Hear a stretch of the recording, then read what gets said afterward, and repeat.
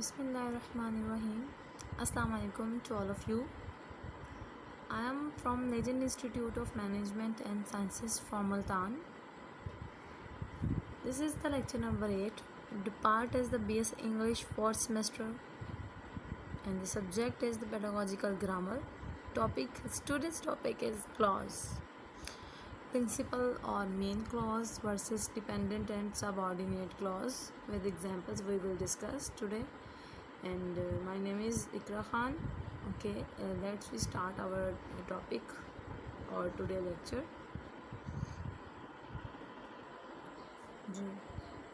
First of all, we will discuss about the clause. यहाँ पे mention है the phrase and the clause.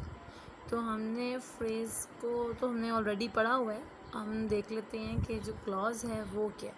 ठीक है, यहाँ पर एक दफ़ा जो है वो आप फ्रेज़ की डेफिनेशन को भी जो है वो देख सकते हैं कि फ्रेज़ जो है वो क्या है. Example the group of words in a corner it's make sense but not complete sense. Such a group of words which make sense but not complete sense is called a phrase.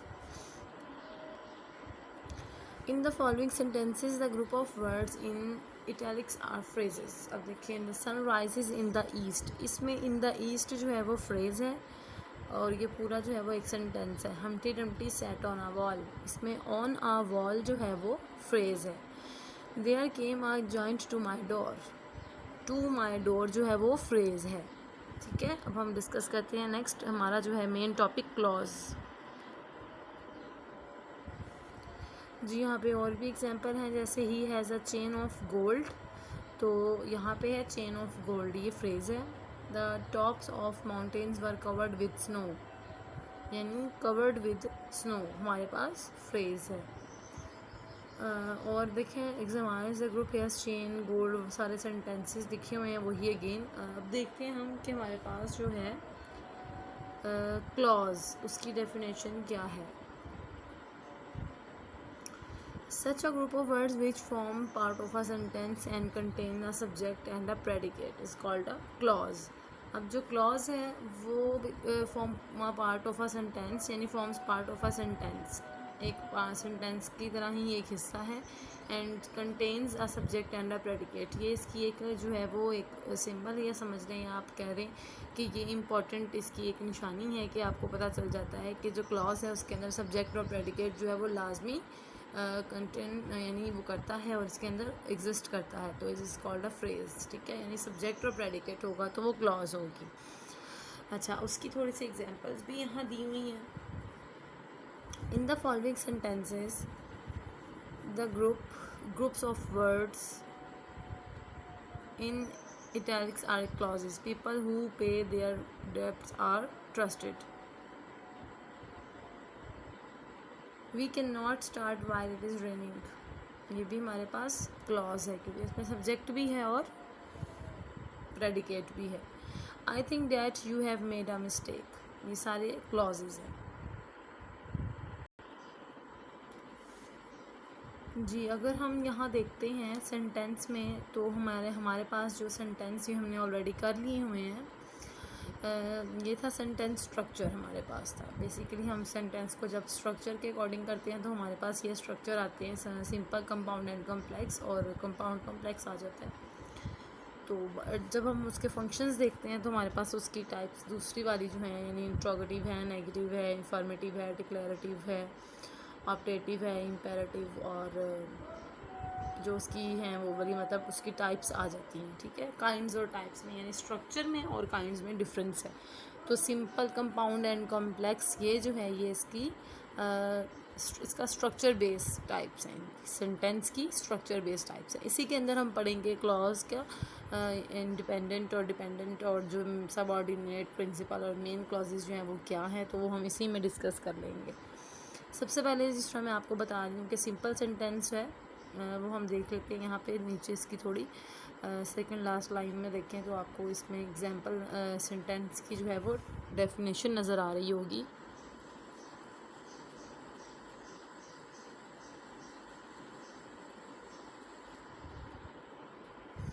Ji, we see that sentence has only one subject.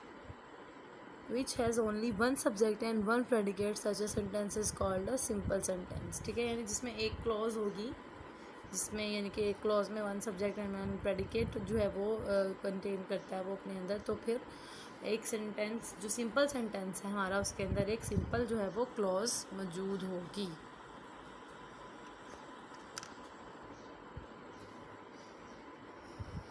जी, और next है definition, इसकी देख लेते हैं.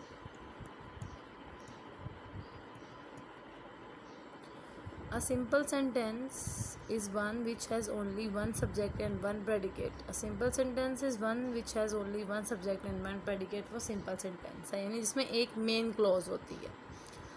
आपको बताती चलूँ कि जो मेन क्लॉज है वो होती है मेन क्लॉज, यानी एक सिंपल सेंटेंस को एक को कहा जाता है जिसके अंदर सारी जो है वो इसकी मतलब एक सब्जेक्ट होता है और एक प्रेडिकेट हो रहा आता है, जिसमें आप सब्जेक्ट के साथ प्रेडिकेट के अंदर आता है जी वर्ब और ऑब्जेक्टिव.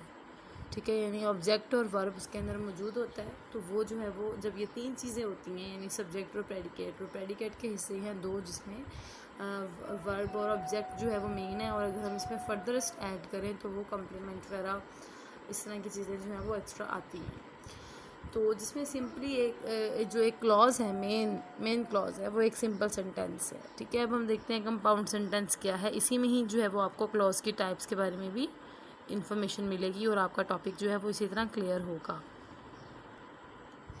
जी, ये देखें, each part contains a subject and a predicate of its own. Each part is what we call a clause. ठीक है, जब भी किसी भी पार्ट में सब्जेक्ट और प्रेडिकेट होगा तो हम उसे क्लॉज कहेंगे, और जो एक क्लॉज होती है वो सिंपल सेंटेंस होता है.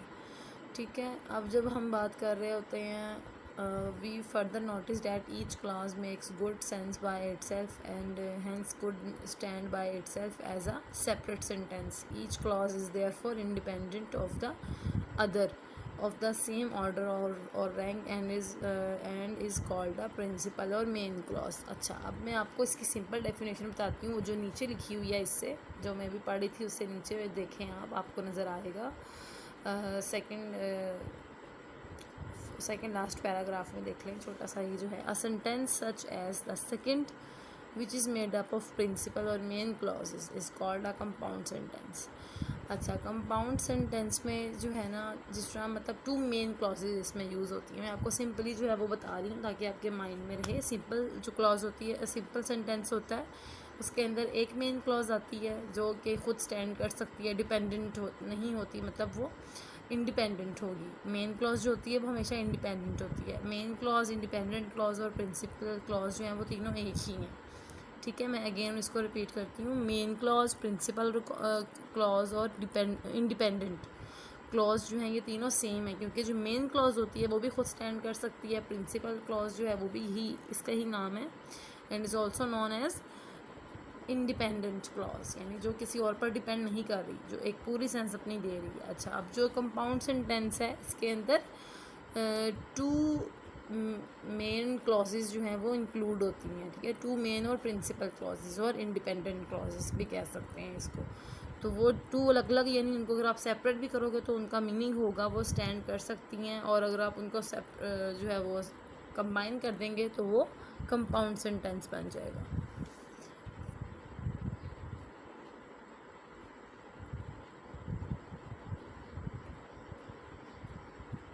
अब जैसे ये देखिए, नंबर 1 पे है night came on really well fell heavily. Second पे we all got very wet. Such a sentence is called a compound sentence. We all got very wet.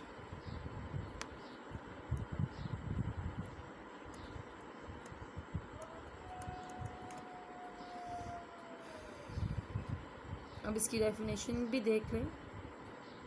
Definition है, a compound sentence is one made up of two or more in principal और main clause, यानी to और उससे ज़्यादा main clause जो हैं वो आ सकती हैं.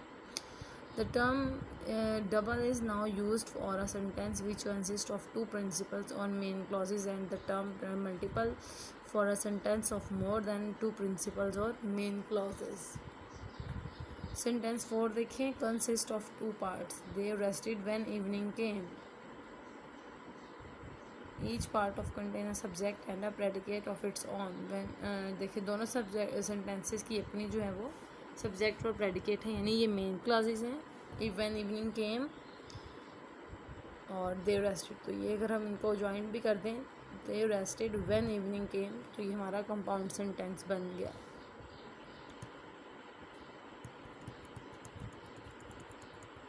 ठीक है, इसी तरह हम देखते हैं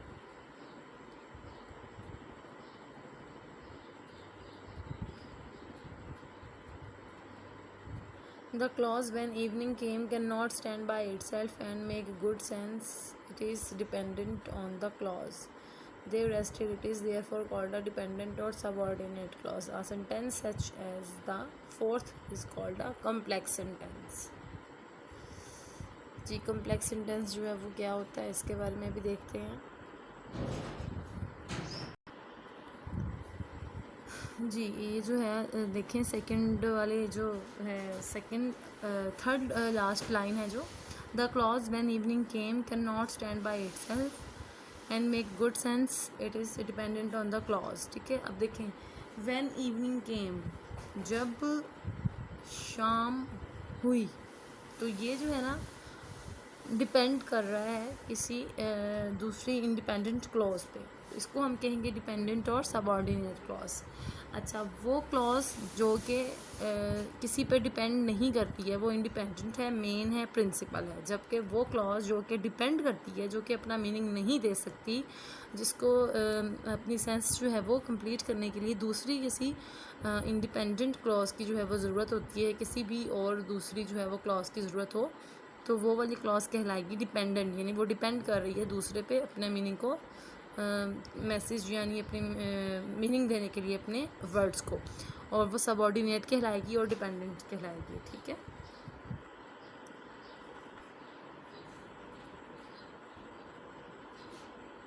जी, अगर अब हम यहाँ देखते हैं सेंटेंस जो है वो देखिए यहाँ पे दिया हुआ है, जैसे sentence fifth consist of 3 clauses. अच्छा, अब जो है यानी कुछ सेंटेंस ऐसे हैं जो 3 क्लॉजेस को जो है वो देखते हैं। अब देखें द पीपल सेड, ये मेन क्लॉज है।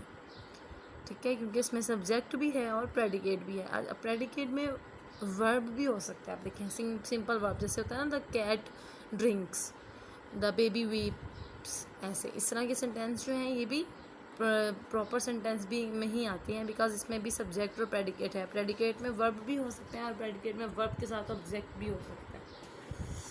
ठीक है, अच्छा, अब द पीपल सेड, ये आपको कंप्लीट थॉट दे रहा है कि लोग कहते हैं। अब मेन क्लॉज है, as the boxer advanced into the ring, as the boxer advanced into the ring, ये आपको कंप्लीट सेंस नहीं दे रहा, ये सबऑर्डिनेट क्लॉज है। ठीक है, वो डिफरेंट है आगे के एडवर्ब क्लॉज है, नाउन है, एडजेक्टिव है, या कौन सी क्लॉज है, प्रेपोजिशन क्लॉज है, जो भी है, लेकिन ये सबऑर्डिनेट है, यानी ये डिपेंडेंट क्लॉज है। उसके बाद है they would not allow them to fight, they would not allow them to fight, ये है मेन क्लॉज। ठीक है, यहाँ पे इन्होंने बाय मिस्टेक लिखा हुआ है सबऑर्डिनेट नाउन क्लॉज, बट ये देखिए ये आपको कंप्लीट सेंस दे रहा है। They would not allow them to fight, वो उनको फाइट करने के लिए जो है वो अलाउ नहीं करते उनको कि वो फाइट करें। ठीक है, such a sentence is also called a complex sentence, इस तरह के सेंटेंस जिसमें एक मेन क्लॉज हो और एक से ज़्यादा जो है वो सबऑर्डिनेट क्लॉज हो, तो वो कम्प्लेक्स सेंटेंस कहलाते हैं। A complex sentence consists of one main clause and one or more subordinate clauses is called a complex sentence। ठीक है, आगे देखिए sentences consist of 3 clauses। Anil called at 5:30, ये मेन क्लॉज है। उसके बाद I made him, ये भी मेन क्लॉज है। that you had gone out, ये सबऑर्डिनेट क्लॉज है, यानी ये जो जिसमें 2 मेन और एक सबऑर्डिनेट होगी, वो क्लॉज कौन सी होगी, वो होगी कंपाउंड। ठीक है, ऐसे सेंटेंसेस को हम कंपाउंड कहते हैं। अच्छा, मैं आप लोगों को एक जो है वो इसका जो कन्फ्यूजन हो रहा है आप लोगों को वो क्लियर करूँ, कंपाउंड का और कॉम्प्लेक्स का। कंपाउंड में 2 मेन क्लॉजेज होंगी। ठीक है, और उसके साथ जो है वो एक या दो, जिस तरह जितनी भी हैं वो एक तो जो है वो हो सकती है, टू भी हो सकती हैं, सबऑर्डिनेट और डिपेंडेंट, लेकिन टू क्लॉजेज जो है वो मस्ट मेन होंगी, वो कंपाउंड सेंटेंस होगा। जो कि दो सेपरेटली क्लॉजेज जो हैं वो अपने अलग मीनिंग रखती हैं, थॉट रखती हैं, कंप्लीट सेंस रखती हैं, और उनको ज्वाइन करके जो है वो एक कंपाउंड सेंटेंस बनाया जाता है। इसके अंदर एक या एक से ज़्यादा जो है वो सबऑर्डिनेट क्लॉज होगी, लेकिन जबकि जो कम्प्लेक्स सेंटेंस है उसके अंदर सिर्फ एक मेन क्लॉज होगी और दो या दो से भी ज़्यादा जो है वो सबऑर्डिनेट क्लॉज होंगी, उससे मिलकर बनता है कम्प्लेक्स सेंटेंस। सिंपल में एक मेन और कंपाउंड में टू मेन्स और एक या एक से ज़्यादा जो है वो सबऑर्डिनेट, और उसके बाद कम्प्लेक्स सेंटेंस में एक मेन क्लॉज और दो या उससे ज़्यादा सबऑर्डिनेट क्लॉज जो है वो मौजूद होती है।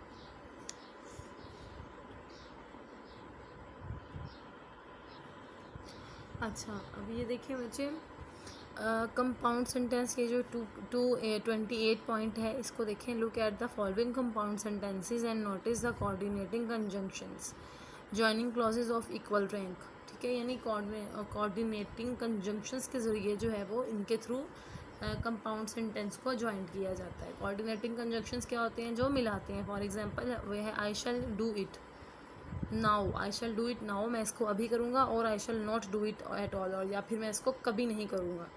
तो इसको देखें, I shall not do it at all ये अलग मेन क्लॉज है, और I shall do it now एक अलग मेन क्लॉज है। ये टू मेन क्लॉज है, इनको और ने यानी कोऑर्डिनेटिंग कंजंक्शन है ये, और इसने जो है वो इसको कंबाइन किया, इसको कंपाउंड करके एक कंपाउंड सेंटेंस जो है वो उसको इसमें चेंज कर दिया। अब सेकंड देखें, he gave them no money nor did he help them in any way. जिस तरह ये भी बहुत इसको नॉर ने कर दिया है। He threw the stone but it missed the dog, ये दोनों देखें, इट मिस्ड द डॉग एक अलग है, he threw the stone, but जो है ये कोऑर्डिनेटिंग कंजंक्शन है जिसने इन दोनों सेंटेंसेस को जॉइंट कर दिया है। अगला है, he neither obtains success nor deserves it. यहाँ पर नॉर जो है वो कोऑर्डिनेटिंग कंजंक्शन है। ही इज़ अदर मैड और he has became a criminal, और इसमें आ गया फिर से I both thanked him and rewarded him, यानी मैं जो है वो उनका शुक्रिया अदा भी करती हूँ और साथ साथ जो है वो उनको रिवॉर्ड यानी उनकी इनाम भी करती हूँ। इसको एक बार देखेंगे। State which of the following sentences are compound and which are complex. आपने इनको जो है सेंटेंसेस को देखना है और आपने बताना है कि इनमें से कौन से जो है वो कंपाउंड हैं और कौन से जो है वो कॉम्प्लेक्स हैं। In the case of compound sentence separate the coordinating clause of which is it is composed, यानी आपने इनमें से अगर आपको लग रहा है कि इनमें से जो जो कंपाउंड हैं तो उसमें कुछ में इस तरह से जो है वो कोऑर्डिनेटिंग कंजंक्शन यानी क्लॉजेज भी उसका यूज़ भी किया गया है, तो उसको आपने मेंशन करना है and conjunctions connecting these clause. अच्छा, अब कुछ ऐसे हैं जो कोऑर्डिनेटिंग क्लॉज हैं, यानी उनके बीच में जो है वो आपने खुद से ऐड करना है कोऑर्डिनेटिंग कंजंक्शंस को, ताकि वो कोऑर्डिनेटिंग क्लॉजेस बन जाएं। ठीक है, और है if a sentence is a complex divide it into it clause and state the principal clause and the subordinate clause और क्लॉजेस, यानी अगर कोई आपको कॉम्प्लेक्स सेंटेंस लग रहा है तो आपने उसको भी मेंशन करना है, अंडरलाइन करके बता दें कि ये मेन क्लॉज है या प्रिंसिपल है और ये वाली सबऑर्डिनेट है, या जो भी आपको क्लॉजेस लगती हैं अदर्स आप उनको अंडरलाइन करके मेंशन करेंगे। अब यहाँ पे ये सारे जो दिए हुए हैं एग्जांपल्स, इनको आप अच्छी तरह से एक बार देख लें, नोट आउट कर लें, इनको आप लोगों ने जो है वो खुद से करना है।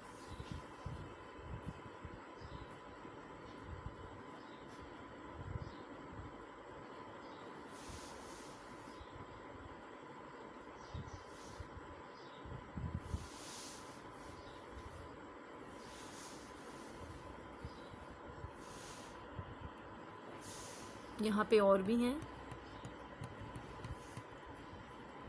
आप बस ये 15 कर लें, इनफ, इतने भी इनफ है, 15 आपने करने हैं। इसको जो है वो आप लोगों ने खुद से जो है वो बताना है कि कौन से कंपाउंड हैं और कौन से जो हैं वो जिसमें आप कोऑर्डिनेटिंग कंजंक्शंस जो हैं वो ऐड करेंगे और इनको कोऑर्डिनेटिंग कंजंक्शंस के थ्रू जो है वो कंपाउंड सेंटेंस बनाएंगे, और कौन से जो हैं वो कॉम्प्लेक्स हैं और किस तरह से जो है वो उनको यूज़ करेंगे। ठीक है, ये इसमें आप बताएंगे, अंडरलाइन करके मेंशन करेंगे, साथ राइट करेंगे ताकि आपको भी समझ आए और मैं भी जो है वो इस चीज़ को देख सकूं। ये देखिए जिसने यहाँ पे है the rats fought the dogs and killed the cats. अब आपको क्या लगता है कि ये जो है वो कौन से सेंटेंस होंगे? And bit the babies in the cradles and ate the cheese out of the vats and kicked the soup from the cook's own ladles. My heart leaps by when I behold a rainbow in the sky. ये poem के तौर पे उन्होंने बताया हुआ है जी। आपने बस जो है इसको एक दफ़ा से फिर देख लेना है। मैं एक दफ़ा फिर जो है वो आपको एक्सप्लेन कर देती हूँ जो आज का हमारा टॉपिक था क्लॉज का। उसके बाद था क्लॉज में सबऑर्डिनेट और डिपेंडेंट क्लॉज, और एक थी हमारे पास मेन एंड प्रिंसिपल क्लॉज। ठीक है, इसको इंडिपेंडेंट क्लॉज भी कहा जाता है।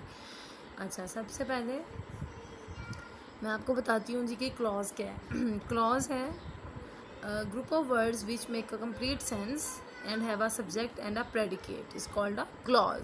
ठीक है, उसके बाद है ये कि मैं आपको बता दूं कि ये जो है वो मीनिंगफुल थॉट, इनकी कंप्लीट थॉट होती है, सेंस हमें ये कंप्लीट दे रहे होते हैं, हमें इनकी समझ होती है, समझ आ भी रही होती है, ये डिपेंड नहीं कर रहे होते फ्रेजेस की तरह। और इसी तरह जब हम इनकी टाइप्स देखते हैं तो इनकी 2 मेन टाइप्स आती हैं, इंडिपेंडेंट और डिपेंडेंट क्लॉज। ठीक है, अब डिपेंडेंट क्लॉज को जो है वो सबऑर्डिनेट क्लॉज भी कहा जाता है और इंडिपेंडेंट क्लॉज को मेन और प्रिंसिपल क्लॉज भी कहा जाता है।